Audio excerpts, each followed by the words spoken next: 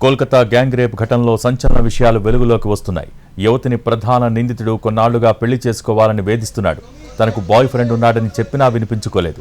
తనని మ్యారేజ్ చేసుకోకుంటే అతన్ని హత్య చేస్తామని హెచ్చరించాడు.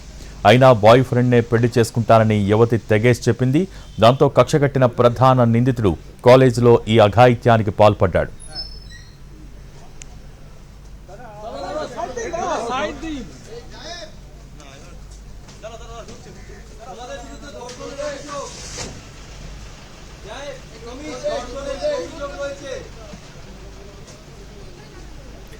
ఎగ్జామినేషన్ ఫామ్స్ ఫిలప్ చేసేందుకు వెళ్లిన యువతిని మరో ఇద్దరు కాలేజీ విద్యార్థుల సహాయంతో నిర్బంధించాడు.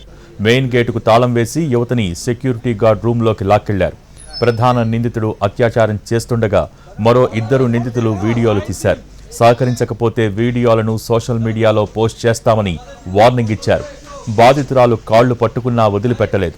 వారి నుంచి తప్పించుకునేందుకు ప్రయత్నించగా హాకీ స్టిక్స్తో దాడి చేశారు.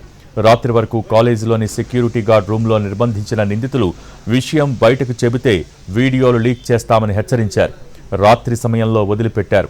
ఆసుపత్రికి తీసుకువెళ్లాలని కన్నీళ్లు పెట్టుకున్నా కనికరించలేదు.